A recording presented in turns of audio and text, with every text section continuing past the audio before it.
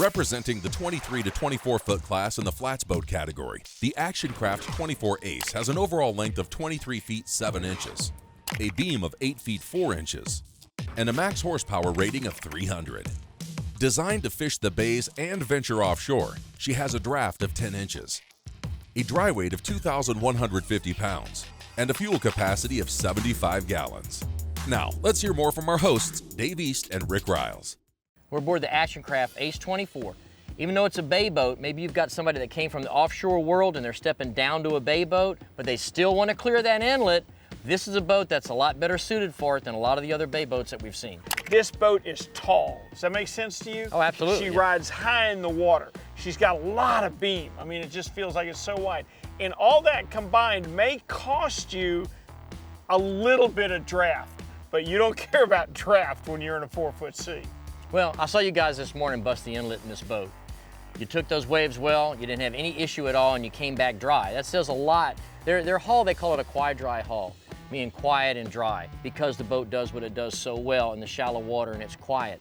But the dryness, that comes in when you clear that inlet, which I saw you guys do this morning. We were dry, but quiet also speaks to how she lands. She lands stern first, and there's no slamming of hatches. There's none of that rattle and everything that you hear in a lot of boats. It's got a really, really good feel, and it starts right up here in the bow with this recessed casting platform. Get up there to throw your cast net, you're still in the boat, you're not on it. Standard on all Ace models, they put C-deck on all of their casting platforms. And at the expense of making your head explode, look, the bass guys got this a long time ago. That's why all bass boats have carpet. It's comfortable and it's quiet.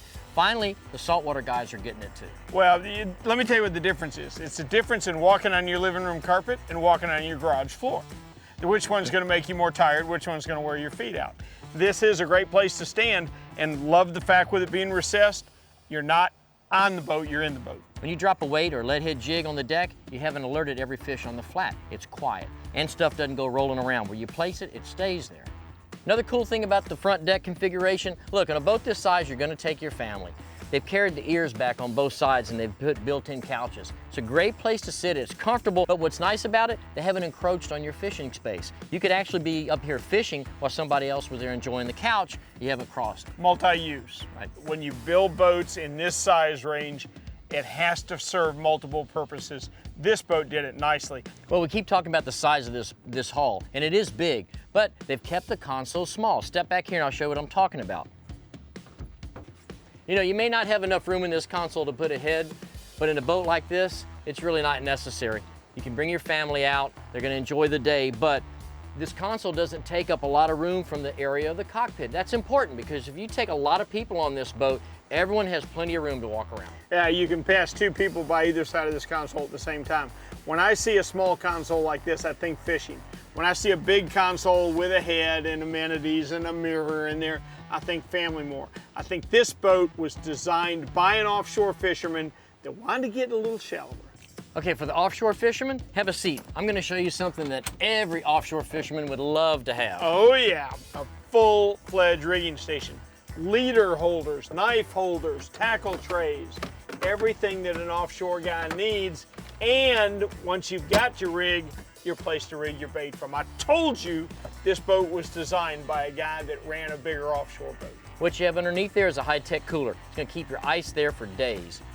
All right, if you're gonna take this boat offshore, you're gonna wanna use live bait. You're sitting on a huge live well. Stand up, let me show you. Oh yeah, I can see blue runners, goggle eyes, the biggest of the best baits in there. Good pump system. I like everything about it, I like the shape of it.